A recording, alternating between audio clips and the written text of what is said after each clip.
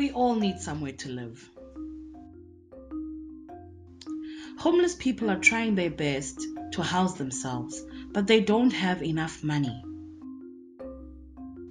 They end up living in informal settlements, backyard shacks, and in other terrible conditions, always under the threat of eviction. What can government do to help these people? One option, which government is already doing at the moment, is to give everyone who needs it a piece of land and a house.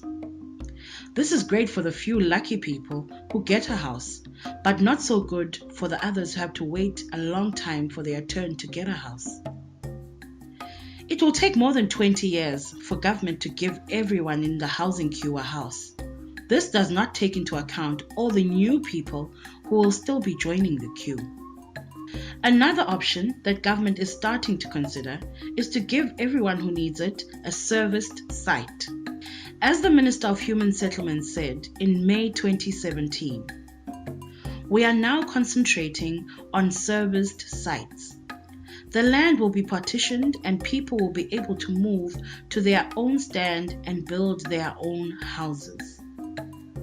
In the short term, with the limited money that government has, government can give a lot more people a piece of land and services compared to just giving some people land, services, and a house. Once people have a piece of land and services, government can provide training, cheap loans, building material vouchers, and other support services to help these people build or arrange to build their own houses. For the old and destitute, government can make an exception and also give these people a house, as it will be very difficult for them to build their own houses.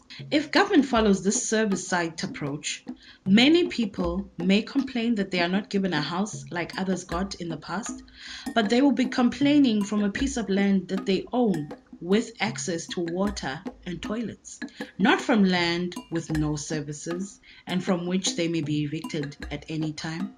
So, in this new human settlements approach of government, some people will get land and services where they are staying now. This is called upgrading of informal settlements. Others will be given land and services in a new empty area. This is what we call managed land settlement. Government already has an upgrading of informal settlements program. This needs to continue. Now government needs to introduce a new managed land settlement program.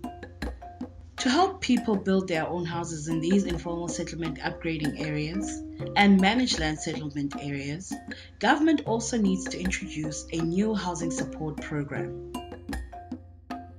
Over time, with this government support, everyone will then be able to get land, services, and a house. For more information on upgrading of informal settlements and managed land settlements, visit Afesis.org.za.